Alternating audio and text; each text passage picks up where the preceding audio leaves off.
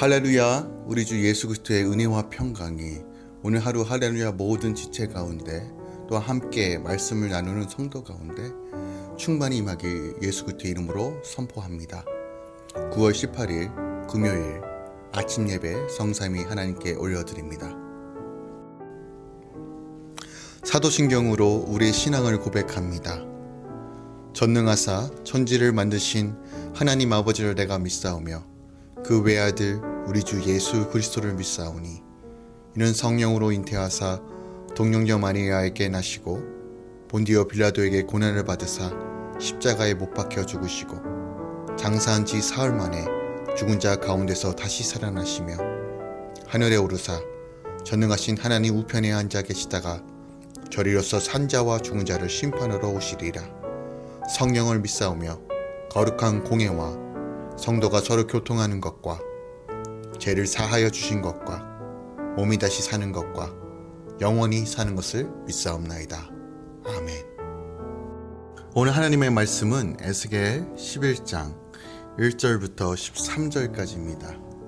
에스겔 11장 1절부터 13절까지입니다. 하나님 말씀을 받습니다. 그때에 주의 영이 나를 들어 올려서 여호와의 전 동문 곧 동향한 문에 이르시기로 보니 그 문에 사람이 25명이 있는데 내가 그 중에서 아수의 아들 야샤냐와 분야의 아들 브야다를 보았으니 그들은 백성의 고관이라. 그가 내게 이르시되 인자야, 이 사람들은 불의를 품고 이 성읍 중에서 악한 꾀를 꾸미는 자니라. 그들의 말이 집 건축할 때가 가깝지 아니한즉 이 성읍은 가마가 되고 우리는 고기가 된다 하나니 그러므로 인자야, 너는 그들을 쳐서 예언하고 예언할지니라. 여호와의 영이 내게 임하여 이르시되 너는 말하기를 여호와의 말씀에 이스라엘 족속아, 너희가 이렇게 말하였도다. 너희 마음에는 일어나는 것을 내가 다 아노라. 너희가 이 성읍에서 많이 죽여 그 거리를 시체로 채웠도다. 그러므로 주 여호와께서 이같이 말씀하셨느니라. 이 성읍 중에서 너희가 죽인 시체는 그 고기요 그 성읍은 그 가마인데 너희는 그 가운데에서 끌려 나오리라. 나 주 여호와가 말하노라. 너희가 칼을 두려워하니 내가 칼로 너희에게 이르게 하고 너희를 그 성읍 가운데에서 끌어내어 타국인의 손에 넘겨 너희에게 벌을 내리리니 너희가 칼에 엎드려질 것이라. 내가 이스라엘 변경에서 너희를 심판하리니 너희는 내가 여호와인 줄 아리라. 이 성읍은 너희 가마가 되지 아니하고 너희는 그 가운데 고기가 되지 아니할지니라. 내가 너희를 이스라엘 변경에게 심판하리니 너희는 내가 여호와인 줄 알리라. 너희가 내 율례를 행하지 아니하며 규례를 지키지 아니하고 너희 사방에 있는 이방인의 규례대로 행하였느니라 하셨다 하라. 이에 내가 예언할 때 분야냐의 아들 브야다가 죽기로 내가 엎드려 큰 소리로 부르짖어 이르되 보호라, 주 여호와여, 이스라엘 남은 자를 다 멸절하고자 하시나이까 하리이다. 아멘. 하나님의 말씀입니다. 에스겔 11장에서는 성전 동문에서 거짓 안전을 주장하는 25인을 향한 심판 선언의 환상을 보도하고 있습니다. 먼저 1절부터 4절은 하나님께서 에스겔에게 성전 동문에서 거짓 안전을 전하는 유다 지도자 25인을 대항하는 예언을 선포하도록 명하십니다. 그런데 태양신 숭배 의식을 거행하던 자들은 제사장인 반면 여기 25인은 고관들 곧 정치 지도자들을 말합니다. 즉 정치, 종교의 모든 분야가 철저히 타락하여 하나님을 대항했다는 사실을 잘 보여주고 있어요. 3절에 보면 이 정치 지도자들이 집 건축할 때가 가깝지 아니한즉 이 성읍은 가마가 되고 우리는 고기가 된다 하나니 라고 말합니다. 즉 예루살렘의 안전을 주장하고 있어요. 여기서 집 건축할 때가 가깝지 아니한즉 이라는 말은 1차, 2차에 거쳐 바벨론의 포로로 잡혀가 그곳에서 신속한 회복을 기대하며 집도 짓지 아니하고 불안전한 삶을 사는 이스라엘 백성들을 향해 예레미야는 포로 생활 기간이 길어질 것이기 때문에 집을 짓고 안정적인 삶을 살 것을 권고했습니다. 그것이 예레미야 29장 5절에 기록되어 있어요. 하지만 이 정치 지도자들은 이 예레미야의 그 선포에 전면으로 반박하는 것입니다. 이들은 예루살렘은 단단한 가마같이 우리를 보호해주고 우리는 그 단단한 가마 안에서 보호받는 고기와 같다라고 말하는 것이에요. 이미 예레미야는 1장 13절에 예루살렘이 끊는 가마같이 될 것이다 라고 심판을 전했지만 이들은 설마 예루살렘이 무너질까 하며 가마한 고기처럼 안전할 것이라고 허망한 자기 확신에 빠져 있던 것입니다. 이 25인들은 예루살렘이 멸망할 때까지 이르지 않을 것이다 라고 말하고 있는 것이에요. 5절부터 12절까지는 성전 동문에서 거짓 안전을 주장하는 고관들을 대항하여 선지자 에스겔 선지자가 선포할 선민 심판 경고의 내용을 담고 있습니다. 유다 지도자들의 악한 생각을 아시고 불법 재판과 부조리로 자기 형제를 죽여 거리를 시신으로 채운 그들의 악행을 하나님은 다 보고 계셨습니다. 그래서 하나님께서는 고관들이 주장한 가마와 고기의 비유를 역설적으로 인용하여 무죄한 사람들을 죽인 예루살렘이 이방인들의 칼에 죽임을 당하게 될 것을 예언하고 있습니다. 탐욕스러운 지도자들은 예루살렘이 자신들을 지키는 안전한 가마라고 생각했지만 그들은 그곳에서 끌려나와 변경해서 타국의 칼에 죽임을 당하게 될 것입니다. 그리고 그들이 죽인 무고한 백성의 시체가 가마 안의 고기가 될 것입니다.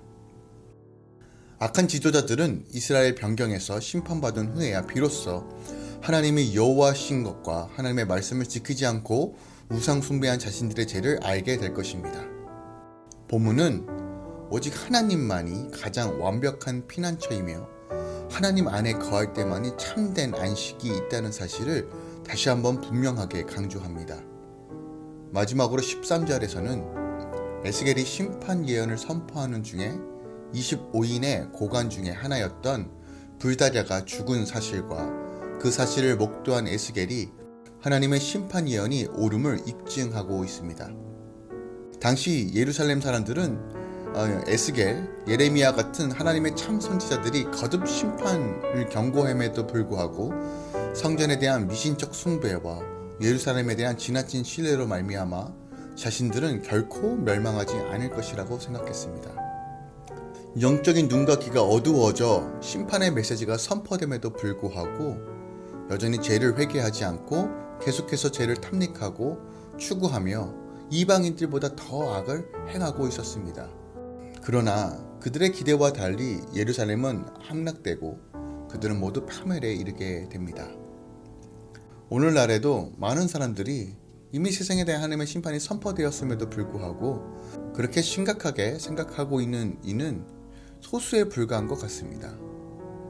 처음에 코로나로 인하여 정말 마지막 때구나 라고 생각하는 이가 있었지만 어느 정도 지금 시간이 흐른 후에 이것마저도 무뎌지기 시작했습니다. 이 또한 지나가겠지, 대수롭지 않게 생각하기 시작했습니다. 사람도 이 전염병에 대하여 경각심이 점점 묻어지는 것처럼 하나님의 말씀이 선포되고 이 마지막 때라는 말씀이 분명하게 선포됨에도 불구하고 여전히 사람들은 그것에 대해서 관심을 갖지 않습니다.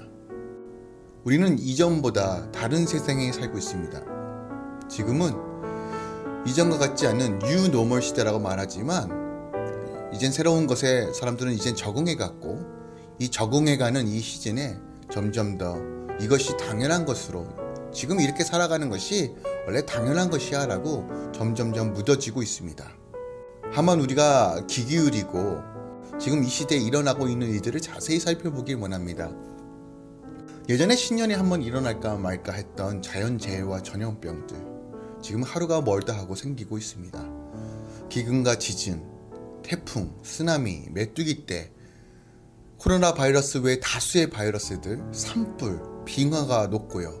이상기온들은 올 한 해 셀 수 없이 쏟아져 나오고 있습니다. 그런데 우리는 나만 괜찮으면 되지, 나만 살만하면 되지라고 생각합니다. 오늘 본문에 25인처럼 행동하고 있다는 것이에요. 자기 자신에게 실질적으로 위협이나 어려움을 겪거나 느끼지 않으면 그렇게 심각하게 생각조차 하지 않는다는 것이에요. 누군가는 왜 자꾸 마지막 때라고 말하냐고. 누군가는 이렇게 말합니다.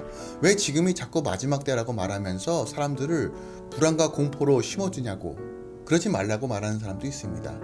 괜히 위기감 조성해서 신앙생활 부추긴다고 말하는 사람들도 있습니다. 이런 얘기 들으면 참 마음이 아픕니다. 영적으로 무뎌지면 주님의 음성이 들리지 않습니다. 우리는 그 어느 때보다 지금 에스겔의 말씀에 귀 기울여야 합니다. 그 어느 때보다 하나님 말씀에 귀 기울여야 하고 철저하게 말씀을 순종해야 합니다. 그래야지만 최후 심판날에 남은 자로 설 수 있습니다. 7절 말씀을 다시 한번 묵상하기 원합니다. 주 여호와께서 말씀하십니다. 이 성읍 중에서 너희 죽은 시체가 그 고기요 그 성읍은 그 가마인데 너희는 그 가운데서 끌려 나오리라. 당시 유다 고관들은 예루살렘에 있는 자신들은 안전하게 보존될 거라고 말했고 하나님의 성전이 예루살렘에 있기 때문에 견고하기 때문에 절대로 망하지 않는다라고 믿었습니다. 그런데 하나님 무엇이라 말합니까? 예루살렘이 가마인 것은 맞으나 그 안에 있는 고기는 살아있는 자들이 아니라 그 안에서 유다 고관들이 죽인 자들의 시체뿐이라고 말하는 것이에요. 그리고 살아있는 자들은 거기서 끌려 나올 것이다 라고 말합니다. 다시 말해 예루살렘 안에 보존될 자들은 이미 죽어 장사된 자들뿐이라는 것이에요. 결국 하나님의 심판 앞에 예루살렘은 결코 안전을 보장할 수 없다. 결국 망할 것이다 라고 말씀하시는 거예요. 지금 여러분의 가정과 삶을 지켜줄 거라고 믿는 예루살렘과 성전은 무엇입니까? 혹시 여러분이 다니고 있는 좋은 직장 혹은 자녀들의 성공이 여러분의 예루살렘과 성전입니까? 소유하고 있는 인맥, 알고 있는 사람들, 혹은 종교적인 열심, 지금까지 드렸던 헌금의 양, 이 모든 것들이 여러분의 예루살렘과 성전입니까? 또한 정치적인 인물이나 그 어떤 인물이 여러분의 구원자, 메시아라고 생각하십니까? 혹은 참 잘 될 거야, 이 사람만 있으면, 이 사람이 통치하면, 이 사람이 나라를 다스리면 이 나라가 결국은 잘 될 거야 라는 그런 믿음이 있습니까? 여러분 기억하세요. 그 어떤 것도 하나님의 심판으로부터 보존될 피난처는 이 세상에 없습니다. 오직 주님만이 우리의 구원이시고 그 마지막 때 오직 주님과 나와의 관계만 남는다는 사실을 기억하십시오. 주님이 생명이요 주님만이 피난처 되십니다. 다른 것이 우리의 구원자가 될 수 없고 다른 것을 의지해봐야 아무것도 우리에게 보증해 줄 수 있는 것이 아무것도 없습니다. 이럴 때일수록 더 주님께 집중해야 할 때입니다. 교회를 향한 성령의 음성을 듣기 위해 주 앞에 엎드려야 합니다. 만약 여러분의 삶 가운데 믿음이 없다면 주님께 믿음을 달라고 주의 전에 나와 울부짖으셔야 합니다. 여전히 끊지 못할 죄가 있다면 십자가 앞에서 철저히 자신을 죽이고 부활의 능력으로 살길 소망하며 결단하셔야 합니다. 오직 구원은 하나님께 있습니다. 오직 주님만이 우리의 피난처 되십니다. 시편 125편 1절입니다. 여호와를 의지하는 자는 시온산이 흔들리지 아니하고 영원히 있음 같도다 라고 말합니다. 우리의 안일함을 다시 한번 점검하며 깨어 하나님께로 나아가십시오. 말씀에 순종함으로 온전히 하나님을 경외하십시오.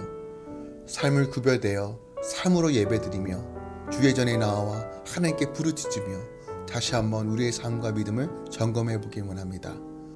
또한 오늘 하루 성령께서 말씀하시는 대로 순종하고 보여주신 대로 걸어가며 오직 주님만 의지하며 믿음으로 걸어가시길 우리 주 예수 그리스도의 이름으로 축원드립니다. 기도하겠습니다. 오늘도 살아 역사하시는 하나님, 역사의 주관자 되시며 생명의 근원 되신 하나님을 찬양합니다. 주님, 이 마지막 때 우리가 다시 한번 깨어 하나님만 바라보기 원합니다. 철저하게 구별된 삶을 통해서 하나님 준비된 자로, 또한 열처녀의 비유처럼 기름을 준비하는 처녀처럼 다시 한번 주님 오신 날을 기대하며 소망하며 나아가는 삶 살기 원합니다. 주님, 오늘 하루도 주님께서 지켜주시고 주의 거룩한 보혈로 덮어주시고 성령께서 이끌어 주셔서 모든 삶의 영역에서 다시 한번 하나님이 드러나는 삶, 철저하게 믿음을 지키며 타협하지 않는 신앙으로 나아갈 수 있도록 역사하여 주시옵소서. 이제는 우리 주 예수 그리스도의 은혜와 우리 아버지의 놀라우신 사랑과 성령님의 내주교통 충만 역사하심이 오늘도 믿음으로 순종하고 말씀을 지켜 행하며 하나님 나라를 꿈꾸는 모든 할렐루야 공동체 가운데 함께 말씀을 나누는 모든 성도들의 삶 가운데 이제부터 영원까지 함께 있을지어다. 아멘.